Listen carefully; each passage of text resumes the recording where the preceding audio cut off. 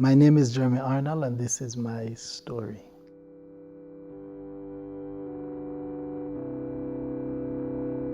I am one of 13 siblings. My mother was 5 months pregnant with the 10th child at that time when she was taken into a premature labor. She was taken to the hospital where she met the doctors who knew her well. She would have been there every year, given the age range that we have. Upon reaching the hospital, the doctors realized that she was about to give birth. She was only 5 months pregnant, and the doctors delivered the 5-month-old fetus and threw it in the garbage can. Because at that time, technology wasn't at a place where it is now currently. The doctors, they wouldn't seek to waste time and energy on something that have no life. And my mother was then discharged from the hospital. She was sent home to attend to her 9 other kids. Now, bear in mind, it was her alone. Our father was not there, he was absent. And they discharged her from the hospital, and she would return back to the garbage can, where she looked and she found her fetus, her baby.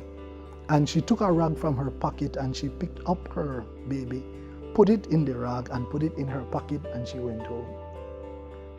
Upon reaching home, greeted by 9 hungry kids, she took the dress that she had on off and she placed it in a tub of water that was there. She went inside, she attended to everybody, and somebody asked, "Mommy, what about the baby?" And then she remembered that the baby is in the rag, but the rag is in the pocket of the dress, and the dress is in the tub of water. And she ran outside, searched among the clothes in the water, and she found there her baby still alive. And she said she heard a voice saying, "Go and stand with it out in the sun." 8 days after, however, the fetus took very ill, and she had to take the fetus right back to the hospital. And the doctor was amazed that after 8 days, the fetus is still alive, and they discovered that the fetus blood was poisoned, and the fetus was in need of a blood transfusion. However, they told my mother that there is no blood in the blood bank. They had only one blood, and it is the blood of a white man that was not yet screened.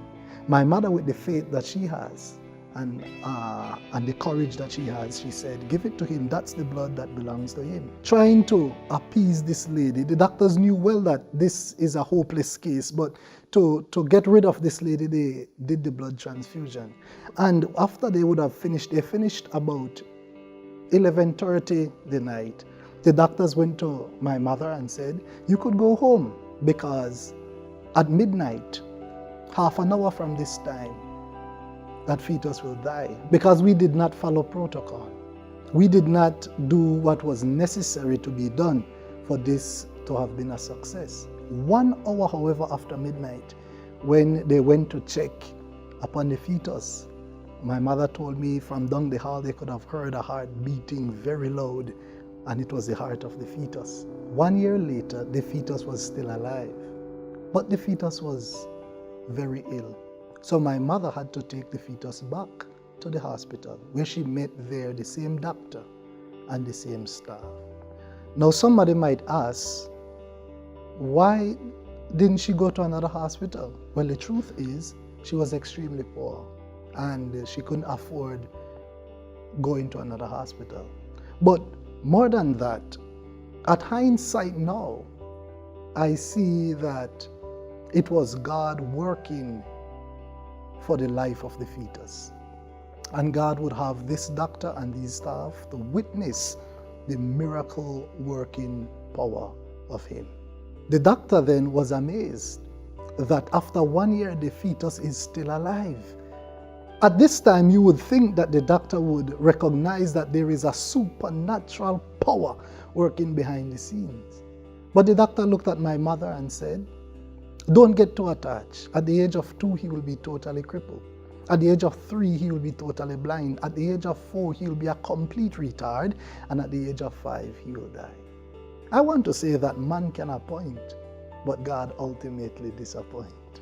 At the age of 6, the fetus went into primary school, not with a cane, because he wasn't blind, not in a wheelchair because he wasn't crippled, and he wasn't placed in a special section because he wasn't a retard. As a matter of fact, the fetus aced every subject in primary school, went on to high school and to junior college.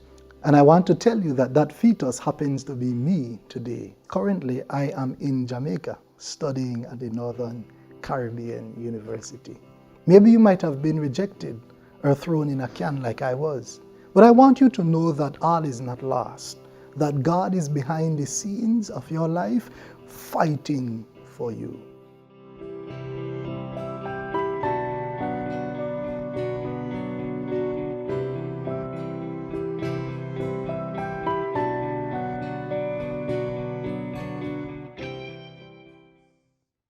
You want me to bridge that?